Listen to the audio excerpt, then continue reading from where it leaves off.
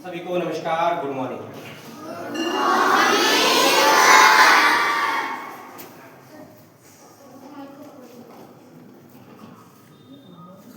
आ रही आवाज? सुनने आए हैं? क्यों? क्या फायदा होगा सुनकर? तो कौन सुना रहा है आपको? सोमवार है, सुभाष हाउस है, तो थोड़ी सी बातें उस सुभाष की जो आपकी एज में होते हुए भी कुछ ऐसे कर गए कि उनका जन्म, उनका कार्य, उनका मृत्यु सब इतिहास में दर्ज हो गए। हिस्ट्री और रिमाइंड। सुभाष बाबू और बंगाल। आपने गाया अभी वंदे मातरम, लिखने वाले बंगाल के। इसके बाद गाएंगे राष्ट्रगान, लिखने वाले बंगाल के।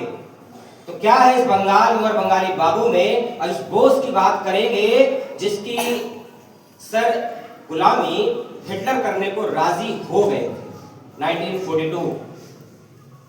सुभाष 23 जनवरी 1891।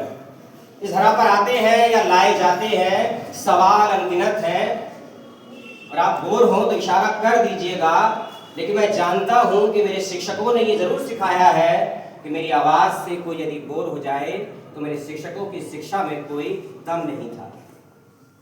आपकी उम्र लगभग 8 से 16 साल के बीच की रही होगी, कुछ बच्चे 18 के भी हो सकते हैं। और सोचिए आप इस उम्र में कर क्या रहे हैं और कैसे कर रहे हैं, किसके लिए कर रहे हैं, ये जानना आपको अति आवश्यक है देश के सिपाहियों। क्योंकि सुभाष बाबू कलम, कागज और नीति तीनों के माध्यम से देश को राजनीतिक, शैक्षिक और आर्थिक आजादी दिलाने के लिए संघर्षरत थे। ये वही सुभाष बाबू है जो गांधी जी से खिलाफत करते हुए कहते हैं कि आपको वाइसराय से तो बात करनी चाहिए थी उन 3 क्रांतिकारियों की सजाएं माफ करने के लिए। और जब गांधी नहीं मानते हैं तो सुभाष बाबू का विद्रोह था नैतिकता, नम्रता के साथ में कि गांधी का साथ छोड़ दिया, हिंदुस्तान को छोड़कर रंगून चले जाते हैं। जाते जरूर हैं लेकिन हिंद की मिट्टी कैसे निकलेगी जहन से, वहां जाकर सेना बनाते हैं, आजाद हिंद फौज। और एक ऐसी फौज जिसमें पहली बार इस देश की बेटियों को, महिलाओं को शामिल किया जाता है, बिना उनकी जाति, बिना धर्म, बिना शिक्षा को देखकर। और एक हम आज के समाज में है जहां बिना जाति, बिना धर्म के हम कुछ करना तो छोड़ दीजिए, सोचना तक नहीं चाहते। साहित्य के शिक्षक हैं हम, और साहित्य कोई नौकरी नहीं देगा आपको, साहित्य आपको बस एक इंसान बना देगा। एक ऐसा इंसान जो समाज पर चिंतित होता है, समाज के विषय में सोचता है। इसीलिए इस साहित्य की वकालत करते हुए 1905 में किसी लेखक ने कहा था कि साहित्य समाज का दर्पण होता है। और साहित्यकार बालमुकुंद गुप्त, और जिसके सामने कहा था कि वही व्यक्ति है जिनके कहने पर 1905 में बंगाल का पार्टीशन होता है, फर्स्ट टाइम विभाजन। और उसी विभाजन के बाद सुभाष बाबू आते हैं, राजनीति में प्रवेश करते हैं। कि विद्यार्थी केवल शिक्षा लेने के लिए होता है? जी नहीं। विद्यार्थी का काम होता है शिक्षा के माध्यम से सवालों को सोचना, उसको उठाना और समाज के समक्ष प्रस्तुत कर देना। क्योंकि सुभाष बाबू बहुत अध्ययन करते थे धनपत राय उर्फ मुंशी प्रेमचंद का।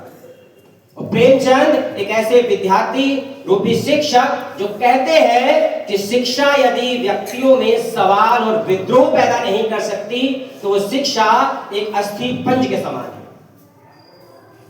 और सुभाष बाबू ऐसे क्रांतिकारी के साथ साथ ऐसे विद्यार्थी भी थे जो ICS की एक परीक्षा होती है जिसे आज सिविल सर्विसेज बोलते हैं, जिस परीक्षा का सिलेबस ही तैयार करने में लोगों को 3 से 6 साल लग जाते हैं, उस परीक्षा को ये विद्यार्थी केवल 6 महीने की तैयारी में पास भी करके दिखाते हैं, पिता के कहने पर नहीं, किसी की जिद पर। ICS के अधिकारी और नौकरी नहीं करते हैं ये बताने के लिए गवर्नर को कि हिंदुस्तान गवारों का, सपेरों का देश नहीं है, हिंदुस्तान बुद्धिमत्ता का केंद्र भी है, और नौकरी से रिजाइन कर देते हैं। और एक हम हैं जो पद और सम्मान के लिए कुछ भी करने को कभी भी नहीं कतराते। आपका भविष्य कैसा है ये भूल जाइए। इतिहास कैसा था गर्व करना छोड़ दीजिए। वर्तमान कैसा है, क्योंकि आपके वर्तमान, आपके प्रेजेंट के कामों से ही देश का भविष्य तय होगा। उस देश की बात करने वालों में के विद्यार्थी कभी सोते नहीं हैं, आंख खोल कर सपने देखते हैं। और जो आंख खोल कर सपने देखता है, सपने सच जरूर कर लेता है। रिंग ऑफ फायर की ये लाइन है, कलाम सर की छोटी सी बुक है, पढ़ लीजिएगा। और सुभाष बाबू का जैसे कहा कि उनका अंत भी इतना रहस्यमय था कि अगस्त के महीने की उस डेट में वो फ्लाइट उड़ती तो जरूर है दिल्ली से, लेकिन पहुंचती जरूर है सिंगापुर, लेकिन सुभाष बाबू नहीं होते अपनी सीट पर। कहां गए, उनका देहांत हुआ नहीं हुआ, ये भी इतिहास में दर्ज है।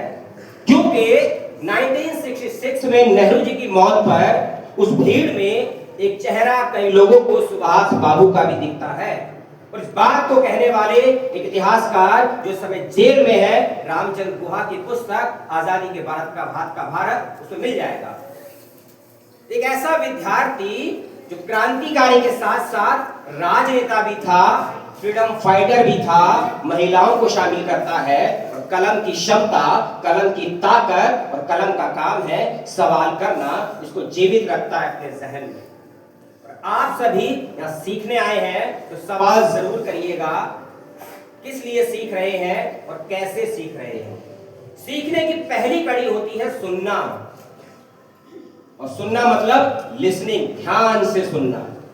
और कभी आंख बंद करके सुनिएगा, आप शायद भूल नहीं पाएंगे जो आंख खोलकर सुनते हैं। और सुनने के बाद समझना, और आपने जो सुना है वो यदि सही है तो समाज में अप्लाई कर देखिए।